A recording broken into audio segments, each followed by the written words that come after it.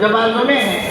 حضرت آدم علیہ السلام اپنا ہاتھ بڑھانے لگے تو اللہ رب العزت نے کہا کہ آدم ابھی تمہارا نکاح نہیں ہوا، تمہارا نکاح ہونا باقی ہے.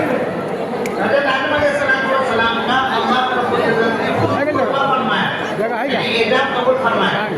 اور اللہ رب العزت نے ضعیف روایت کے اندر یہ بات لکھی ہے کہ اللہ رب العزت نے ان کا خطبہ نکاح پڑھا. اس کے بعد جب ہاتھ بڑھانے لگے تو کہا کہ تم نے ان کا مہر ادا نہیں کیا.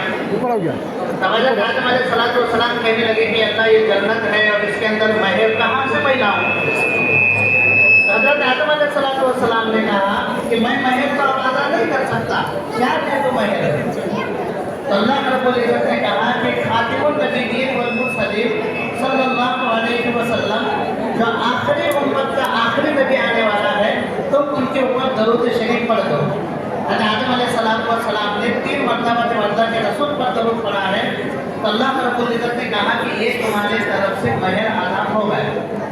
اس لیے میرے دوستو کہ آج کے زمانے کے اندر ہم کو دیکھنا ہے کہ ہم جتنا آسانی کے ساتھ ہو سکے نکاح کرنے والے بنے اور اپنے گھروں کو جہنم بننے سے بچائیں، گھروں کو جنت بنائیں.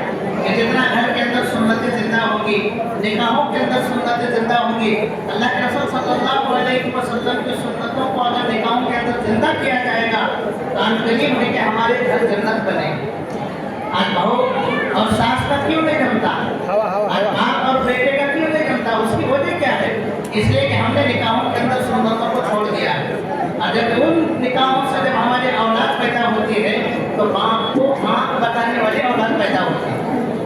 آج اگر باپ اپنے اولاد کو کہیں بچہ چھوٹا ہے، بہت بھائی 4 سال 5 سال کا بچہ ہے اور اس کے ہاتھ کے اندر اگر موبائل ہے، باپ یا ماں اس کو اگر کتنا بھی موبائل سے روکے وہ بچہ ضد کرتا ہے، بچہ رونے لگتا ہے. اس کی کیا وجہ ہے؟ اس لیے کہ ہم نے اپنے نکاحوں کے اندر وہ تربیت نہیں دی جس کی بنیاد پر آج ہماری اولاد بگڑ رہی ہے. اس لیے میرے دوستوں کے کہنے کا مقصد یہ ہے کہ اپنے نکاحوں کو اتنا آسان کرنا ہے اور جتنا آسانی کے ساتھ کم اس کے اندر نکاح ہوں گے اتنے خرچے کم ہوں.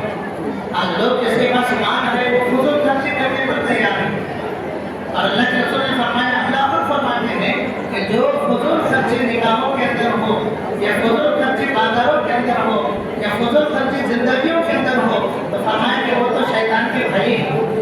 جب شیطان کے بھائی اس کو کہا گیا اس لیے فضول خرچے کرنے سے بچے. جہاں اپنے کو پیسہ خرچ کرنا ہے اور جتنا پیسہ خرچ کرنا ہے کم سے کم خرچ میں اپنی نکاحوں کو بھی ادا کرے اور پھر اللہ کے رسول صلی اللہ علیہ وسلم کو سنتوں کو بھی زندہ کرے. دعا کریں کہ اللہ تعالیٰ ہم سب کو نکاحوں کے اندر اللہ کے رسول صلی اللہ